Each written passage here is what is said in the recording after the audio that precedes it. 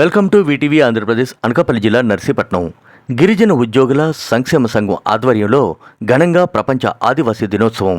గిరిజన ఉద్యోగులు విద్యార్థులతో భారీ ర్యాలీ, బహిరంగ సభ. ముఖ్య అతిథిగా హాజరైన ఆర్డీఓ జయరాం, సిఐ హరి, గిరిజన రాష్ట్ర అధ్యక్షులు కోరాబు సత్యనారాయణ చూపరులను ఆకట్టుకున్న గిరిజన సాంప్రదాయ నృత్యాలు, సాంస్కృతిక కార్యక్రమాలు. ప్రపంచ ఆదివాసీ దినోత్సవం సందర్భంగా శుక్రవారం నర్సీపట్నంలో గిరిజన ఉద్యోగ సంక్షేమ సంఘం ఆధ్వర్యంలో ఘనంగా నిర్వహించారు. ముందుగా స్థానిక సిఎంఆర్ షాపింగ్ మాల్ వద్ద నుండి అబీస్ సెంటర్ వరకు గిరిజన ఉద్యోగులు విద్యార్థులతో భారీగా ర్యాలీ నిర్వహించారు. అనంతరం స్థానిక ఎన్టీఆర్ మినీ స్టేడియంలో ఏర్పాటు చేసిన భారీ బహిరంగ సభకు ముఖ్య అతిథులుగా హాజరైన ఆర్డీఓ జయరాం, సిఐ హరి, గిరిజన రాష్ట్ర అధ్యక్షుడు కోరాబు సత్యనారాయణ, నర్సీపట్నం గిరిజన ఉద్యోగుల సంఘం అధ్యక్షుడు సామిరెడ్డి ధనార్జన, పలువురు గిరిజన నాయకులు హాజరయ్యారు. ముందుగా జ్యోతి ప్రజ్వాలన చేసి డాక్టర్ బిఆర్ అంబేద్కర్, గాం గంటందొర, మల్లుదొర చిత్రపటాలకు పూలమాల వేసి ఘనంగా నివాళులర్పించారు.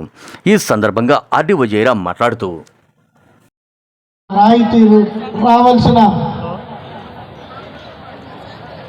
అడ్మినిస్ట్రేటివ్ రిఫార్మ్స్ చాలా రావాల్సి ఉంది.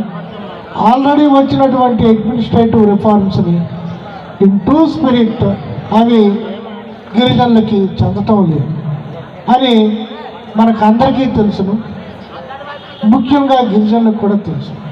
మరి వారి జాతి యొక్క మనుగడకు, డెవలప్మెంట్కు, వారికి రావాల్సిన హక్కుల్ని పొందటానికి మరి ప్రతి సంవత్సరం ఇలాంటి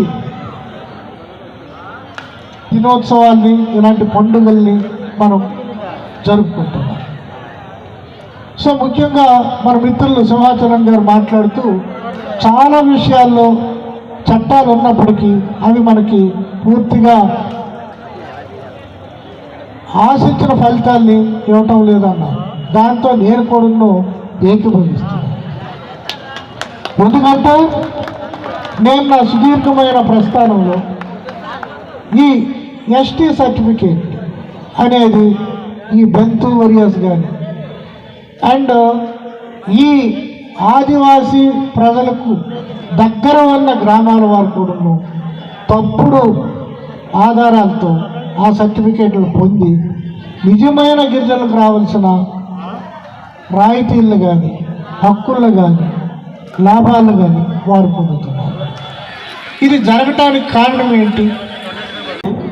నాలాగే ఉద్యోగం చేసే గిరిజన ఎంప్లాయీస్ చాలామంది ఉండుండొచ్చు బహుశా. కానీ ఇక్కడ చూస్తే ఓన్లీ ఒక 50 మంది స్టూడెంట్స్ ఉన్నారు. స్టేజ్ మీద ఒక మన ఎంప్లాయీస్ బహుశా 50 మంది ఉండుండొచ్చు. అంటే నేను విమర్శించట్లేదు మిగతా ఉద్యోగస్తులందరికీ కూడా. మనకి దేవుడి దయ వల్ల రిజర్వేషన్ ఉండడం వల్ల, లేదు కదంటే మన తెలివితేటలను బట్టి మనకు ఉద్యోగాలు వచ్చాయి. ఉద్యోగాలు వచ్చాక మనకన్నట్టు ఉద్యోగం వచ్చిందా, ప్రశాంతంగా జీతం తీసుకున్నామా, తిన్నామా, పడుకున్నామా, తెల్లారిందా అన్నట్టు ఉన్నాము. అంటే మిగతా ఉద్యోగస్తులంతా కొంచెం నడుం బిగించి మనతో పాటుగా మన వెనక ఉన్న ఉద్యోగం రాని విద్యార్థులందరికీ కూడా, అదేవిధంగా మనతో పాటుగా మన గ్రామంలో ఉన్న చదువురాని వాళ్ళందరికీ కూడా ఏదైనా సరే అభివృద్ధి పదంలో నడిపిద్దాము, లేదు కాదనంటే ఏదైనా అభివృద్ధి చేద్దామని ముందుకు వచ్చి మిగతా వాళ్ళంతా నడుం బిగించి ఈరోజు ఇక్కడికి వస్తే ఈ సభ ఎంత ఖాళీగా ఉండదేమో అని నా యొక్క అభిప్రాయం.